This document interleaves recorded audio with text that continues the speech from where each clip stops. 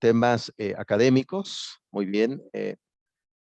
Pues bien, prácticamente ya hemos hecho ya una reminiscencia. Recuerden que la palabra, ya le hemos visto, la palabra reminiscencia viene de Platón en su libro El Fedón o Tratado del Alma.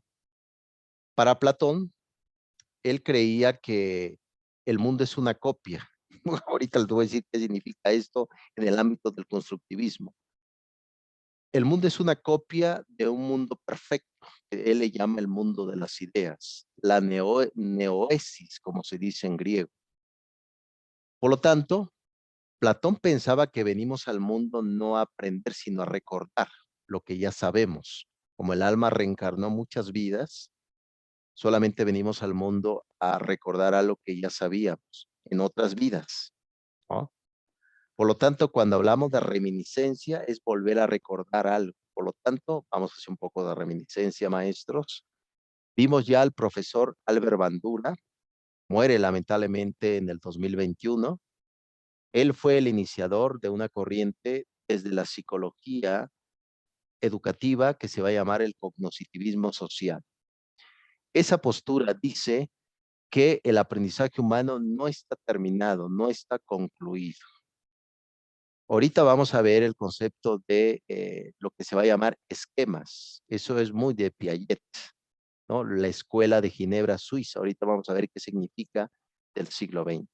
Por lo tanto, vamos a ir determinando, categorizando el concepto de escuelas del pensamiento, así le vamos a llamar. Por lo tanto, la escuela del pensamiento del cognitivismo social es que el concepto del aprendizaje aún no se ha concluido.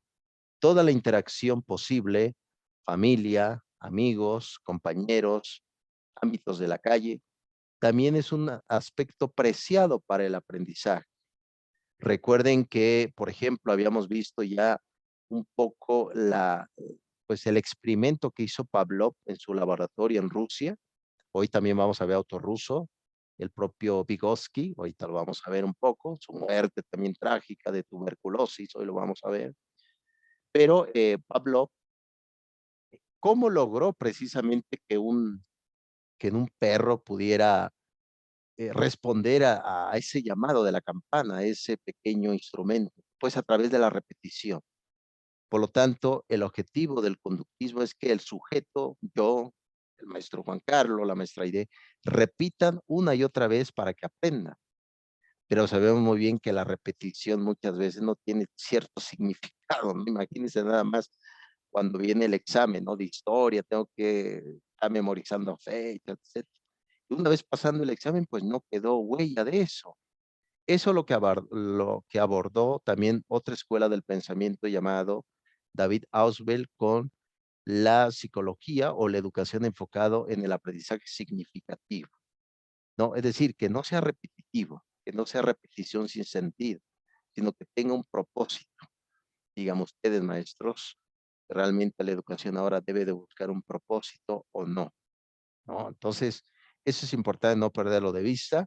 Yo creo que nos ha dado grandes aspectos Bandura sobre el tema precisamente de ir buscando aspectos que podemos utilizar para el aprendizaje en el aula, de diferentes connotaciones, diferentes vías y circunstancias. Pero es importante no perderlo de vista, maestros.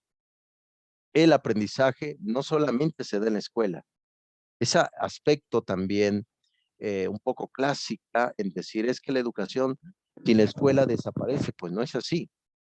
La educación se ha llevado a cabo y se puede llevar a cabo a través de un currículo informal, como es la calle, la tecnología, etcétera. Por lo tanto, no pierdan de vista eso, ilustres maestros. Muy bien, ¿tienen alguna pregunta al concepto del cognitivismo social, maestro Juan Carlos? No, de momento todo va bien, gracias. Ok, maestra Aide, si quieres ahí nos escribes, maestra Aide, ahorita que puedas. Que aquí está escribiendo la maestra Aide, muy bien. Voy a compartir por acá una pantalla, profesores, ya para empezar. Todo claro como la coca, pues sí, y como el refresco, exactamente. Por cierto, maestro, ¿qué tal el calor? Está pegando fuerte, ¿no? ¿Qué tal por allá, maestro Juan Carlos? Pues en las mañanas sí, el calor está muy intenso, pero ya a esta hora, no, desde las 6 ya empieza a llover y siento un frío muy, muy intenso. Sí, en efecto. De hecho, por Sí. hasta me puse sudadera porque se siente el frío con todo. ¿Y cómo va ese proyecto, maestro Juan Carlos? Pues ya pronto vamos a echar a andar nuevamente lo que es el consultorio. Esperamos ya la próxima semana quede. Y de ahí pegarnos a la práctica privada y regresar a la docencia. Yo creo que en este mes de mayo regresamos a estos dos ámbitos. Totalmente. Yo creo que la docencia es como el bastión, ¿no? De una batalla, ¿no? De una guerra, ¿no? Creo que hay que Sí, regresar a ese bastión, a ese, como se dice en latín, velum. Velum significa en latín guerra, y es la batalla precisamente, la docencia, sobre todo no bien valorada en México, por cierto. ¿No? Hay todo un debate sobre ese concepto. Fíjense que hace 2 días publicó un pensador que escribió un libro en la época de Salinas de Gortari, como se hablaba de 1993, ya al final de su sexenio, que se llamó La catástrofe silenciosa de Gilberto Guevara Niebla. Hace 2 días lo estaba escuchando a Gilberto Guevara Niebla. Ya ven que se quiere como reformular el concepto de la nueva escuela mexicana con este director de contenidos de texto gratuitos llamado Mars Arriaga. Es el hombre totalmente más odiado de México. Entonces, como que quieren regresar al ámbito socialista, es decir, el individuo no importa, sino importa la comunidad, pero sabemos muy bien que el propósito de la propia educación es el sujeto, es decir, sujeto, Pepe, Juan, Francisco, María, etcétera. Son entes individuales. Los entes individuales realizan la sociedad. Recuerden que se tocó en el Evangelio de San Juan, en el Nuevo Testamento, cuando el propio Jesucristo dijo, el sábado se hizo para el hombre, no el hombre para el sábado, ¿no? Por lo tanto, tomando ese, esa, esa palabra, precisamente la sociedad se hizo para la persona, no la persona hacia la sociedad. Entonces, no hay que perder de vista estos ilustres a esto. Entonces, Gilberto Guevara Niebla comentaba que hace falta, y como la realidad es tan vasta en México, pues a veces, pues reformas van y vienen, ya lo hemos debatido anteriormente. sí. Entonces, lo que se pretende es que existan ciudadanos con mentes críticas, con un pensamiento también de juicio y sobre todo con un temple moral. Tantos hace falta esta connotación. Hace, bueno, me parece que fue ayer que tuve con alumni, tengo un grupo de alumnos pequeños que les doy la materia de empatía. Imagínense una materia así, empatía. Y estamos viendo un tema que se llama desperdicio de comida. ¿No? Ellos analizaron por qué muchos tienen y por qué otros no tienen nada, ¿no? Este tipo de modelo, pues viene prácticamente, como lo dijo Marx, casi no estoy de acuerdo con Marx, de hecho Marx antes de morir dijo que no era marxista, ¿no? Imagínense nada más.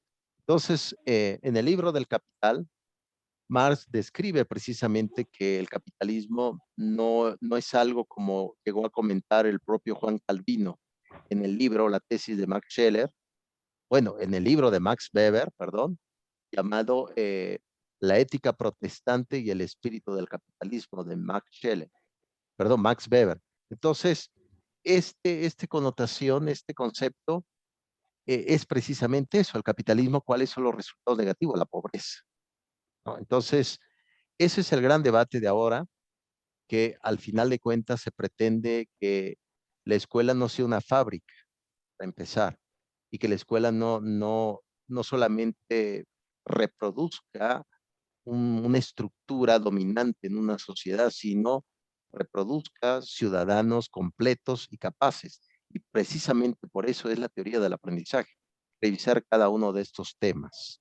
Pues bien, ya para finalizar con Albert Bandura, recuerde muy bien que Albert Bandura tenía ciertas escalas de concepto y de opciones de aprendizaje. Y precisamente parte de esto, de la atención, de la retención, etcétera, es lo que podemos llevar a cabo en el concepto. el propio Bandura llegó un momento que llamó vicaría, ¿no? Vicarios. Esa palabra viene del cristianismo primitivo, vicarios, que significa organizar, darle un orden y un propósito positivo. Por lo tanto, se habla de una motivación, es decir, el aprendizaje no surge solamente porque quieras, debe de haber también previamente un concepto. ¿Se acuerdan que decía el conductismo? Un premio, ¿no? El conductismo se basaba en premios. ¿Qué pasaba cuando el propio Pavlov sonaba la campana? Pues venía el perro y obedecía y se le daba un premio, la comida. Pero no siempre le vamos a dar premios a alguien, ¿no? No, maestro Juan Carlos, no, maestra Aide, no siempre le vamos a dar un premio a alguien. Por lo tanto, queda ahí el concepto de que lo social también determina el proceso del aprendizaje en sí. Pues bien, ya terminamos una escuela del pensamiento que es el cognoscitivismo social. Vamos a ver la siguiente escuela del pensamiento. ¿Alguna pregunta hasta acá, maestros? Oh, bien.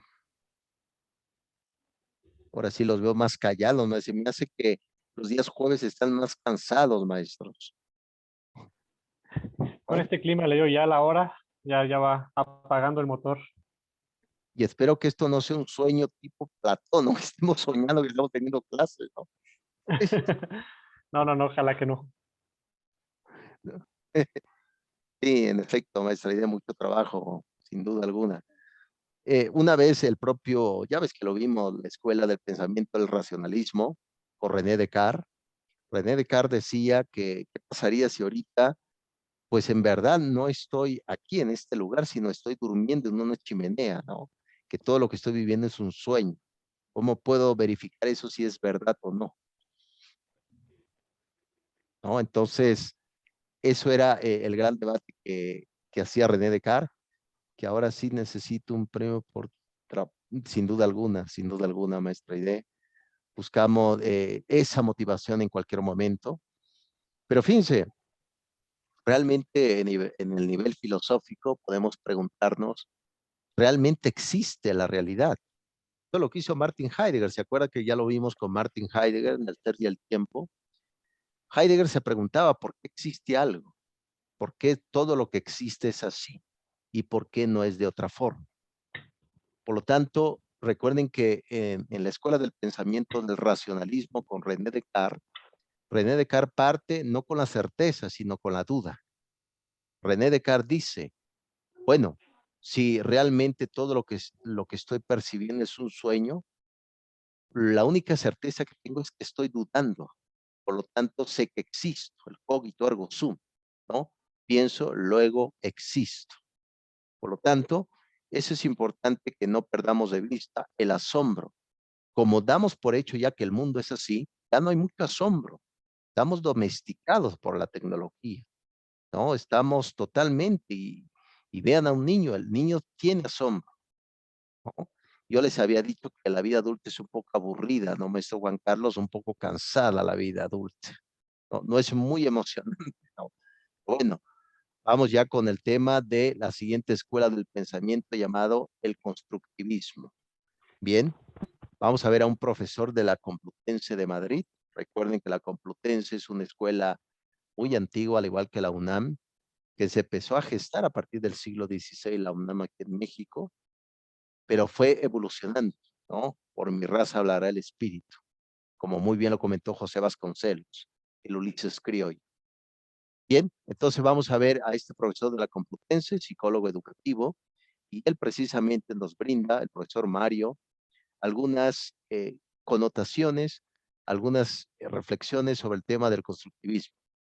Recuerden muy bien que la escuela del pensamiento que se mantenía a partir del siglo XX era lo de moda, desde la perspectiva inclusive del propio Skinner, el profesor Watson, y qué decir inclusive de un concepto de laboratorio como fue el conductismo.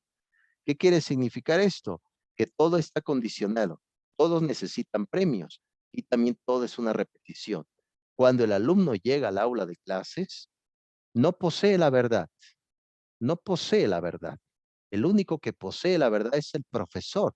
Él tiene la autoridad de decirte que estás equivocado o, lo peor, que te quedes totalmente callado. sin decir absolutamente nada, porque lo que traes al aula de clases no sirve. Es decir, tabula rasa, como lo dijo Aristóteles. Eso era toda la escuela del pensamiento, pero ya el constructivismo nos va a decir que no. Todas las ideas previas que le va a llamar Piaget esquemas son importantes. ¿Qué tipo de esquemas? Por ejemplo, una vivencia de fútbol, una vivencia con los amigos, una vivencia personal. Es importante para el aula de clase. Ahora, ¿qué debe de hacer el profesor? Organizar esos esquemas para que abonen adecuadamente con los nuevos esquemas del aprendizaje. Hay contradicciones, recuerden, profesores, cuando uno está aprendiendo, encuentra muchas contradicciones de la vida, contradicciones personales. Por lo tanto, es como quitarte la venda de los ojos y mirar realmente cómo era el mundo. Recuerden el mito de la caverna de Platón. Salir de la caverna, al principio el sol te ciega. Ese es el conocimiento, pero poco a poco te empiezas ya a acostumbrar a todo ello. Eso es precisamente el tema del constructivismo y educación de este profesor Mario, y vamos a ver qué significa. Muy bien, ¿alguna pregunta hasta acá, maestros? Para que no se estén durmiendo, maestros. No, todo bien, gracias. Ok, excelente, muy bien. Maestra Aide, ¿quieres escribir algo?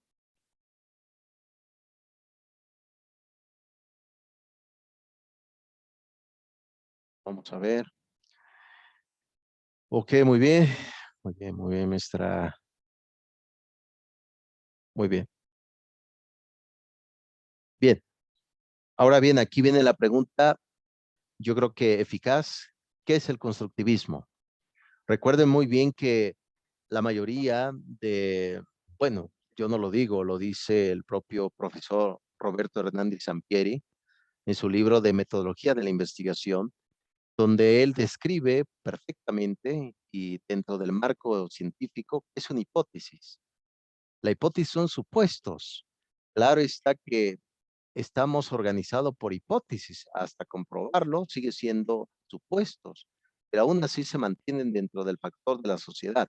Por lo tanto, el constructivismo es una teoría, para empezar, epistemológica, por el cual dice que ahí lo pueden ver ustedes, el sujeto, es decir, la persona individual, se construye hacia sí mismo. Recuerden muy bien que cuando uno nace, el mundo ya está hecho, ya está construido el mundo. ¿Qué debe de hacer? A veces lo no propio es que los jóvenes, los niños, deben de aprender de los adultos, porque así es la educación. Si ustedes pueden ver, la mayoría de las propuestas educativas están hechas por los adultos, hacia los adultos, para los adultos. Y ese también es la gran dificultad precisamente cuando se encuentra un proceso educativo, porque uno va entrando, se va a través de este seguimiento, se va dando cuenta que la mayoría de las ideas están hechas desde la vida adulta. Por lo tanto, existe contradicciones. ¿Por qué? Porque ahorita lo vamos a ver ya con las etapas o los estadios de Jean Piaget, así le llamó, los estadios de Jean Piaget. Vamos a ver cuáles son esos procesos. Hoy vamos a ver qué es el animismo, muy enfocado también en los niños. Y, y este proceso precisamente, eso es, aunque la realidad ya exista, no significa que yo sea copia de la realidad. Una cosa es que yo imite, por ejemplo, a mi héroe, a un superhéroe, los niños lo podemos ver, se agarran capas, andan de tipo Batman, etcétera. Y otra cosa muy distinta que yo sea una copia de la realidad. Al final de cuentas, somos auténticos. Sí tenemos ideas de alguien más, pero dice el constructivismo, sí que nosotros nos vamos construyendo. ¿Desde cuándo nos vamos construyendo? Dice el constructivismo curioso. Aquí se habla de la concepción, ¿no? Muy debatido ahora en este progresismo que se le llama, esa es la nueva corriente actualmente, el progresismo, ¿no? Que todo lo nuevo es lo mejor. Eso es precisamente, ahorita se habla de poliamor, maestro Juan Carlos, poliamor, muchos amores, ¿no? Impresionante realmente con este siglo XXI, ¿no? Donde todo lo nuevo es lo mejor, ¿no? Por lo tanto, la propuesta, el aire fresco del siglo XX es precisamente el constructivismo que Muy bien, en su momento dijo Platón que la realidad es una copia. Aquí le damos la vuelta a la tortilla y podemos decir que el sujeto no es copia de la realidad. Él mismo se construye, ¿a través de qué? De la interacción, del vínculo, de la observación, etcétera. Eso es precisamente el constructivismo, es una teoría epistemológica, no una teoría educativa, abusado, profesor. Y tiene énfasis, como les dije en tu momento, que era una teoría epistemológica pedagógica, luego se volvió una teoría pedagógica, pero en su estado puro, en la médula espinal, el constructivismo tiene un aspecto de epistemología. ¿Y quién fue el creador de todo esto? Pues la escuela de Ginebra, Suiza, del siglo XX con Jean Piaget, ¿no? Como pueden ver, yo que nos abre la posibilidad en decir, ¿y cómo se puede aplicar el constructivismo en el aula de clases? Bien, imagínense nada más el primer día de clases, ¿no? Donde hay mucha expectativa. ¿Cómo será el profesor Juan Carlos? ¿Cómo será la profesora Aide? Hay mucha expectativa, ¿no? Entonces, imagínense, Ama, que llega el profesor y todos los jóvenes están ahí, pues, expectantes, ¿no? Como si fuera, pues, un semidios, ¿no? El profesor llega al aula como si fuera un semidios. Y resulta que el profesor va a pensar, bueno, para empezar, si yo tomo la idea del constructivismo, ¿qué nos dice? Debemos indagar los conocimientos previos de los alumnos que están sentados en el aula, conocimientos previos que ellos puedan tener. Para ello vamos a apelar al currículo escolar o la evaluación curricular, que es el diagnóstico. Preguntar, indagar, a ver qué te gusta. Eh, y a través de eso te puedes dar cuenta, como dijo Piaget, que ellos traen ya un esquema del pensamiento. A lo mejor no tiene nada que ver con la materia, pero lo puedes utilizar, esos esquemas, esa experiencia del niño, para llevar a cabo un buen aprendizaje. Que ellos hablen desde su realidad, que ellos hablen desde que han vivido. Oye, que fuiste a comprar una paleta y ¿cómo te fue? Ah, mire, oh, puedes ir metiendo poco a poco temas de la materia a esa vivencia común de la vida cotidiana. Eso es lo que nos dice el constructivismo. ¿Tienen algún comentario, maestros?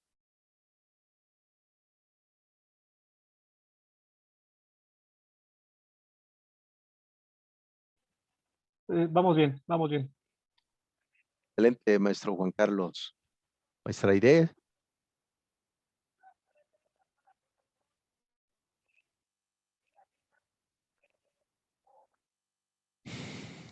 me parece que te quedaste congelado, maestro Juan Carlos. No, no, no sé si me esté fallando la red, pero aquí estoy todavía. Yo sí lo Excelente. veo bien, todo lo escucho bien. Ah, perfecto, muy bien. Sale pues, prosigo. Ya casi no se nos termina este tiempo del Zoom. Ahorita volvemos a regresar. Bien, eso es precisamente la escuela del pensamiento del constructivismo. Aquí, como les había comentado, importa mucho que no lo a posteriori, sino lo a priori. Recuerden que esta concepción lo tomo de Immanuel Kant. Immanuel Kant fue el filósofo de la epistemología moderna. ¿Qué significa esto? Recuerden que había un gran debate fuerte a través de la escolástica, Tomás de Aquino, la Buenaventura, el maestro Eckhart, el maestro Alberto Magno, toda la época de la escolástica a partir del siglo IX con el Renacimiento carolingio hasta el siglo XV, todo el proceso de la escolástica. Por lo tanto, ¿cuál era el debate? ¿Quién define a quién? ¿Quién me define? ¿El objeto me define a mí o el sujeto define al objeto? Es decir, el sujeto define al objeto.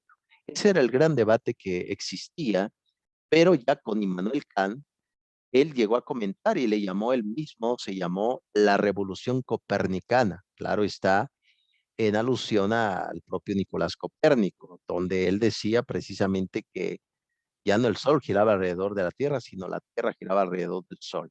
Por lo tanto, la revolución de Immanuel Kant del siglo XVIII es que el sujeto determina el objeto en sí. Por lo tanto, podemos decir que no es posible decir que un objeto me va a definir a mí. ¿Qué significa esto? Que por más útiles escolares que utilices, por más escuelas hermosas que utilices, pizarrones inteligentes, TV, cañón, si no existe un buen plan educativo, no va a servir para nada. Eso nos dice Immanuel Kant. Por lo tanto, debe de haber ¿qué? una determinación del sujeto hacia el objeto.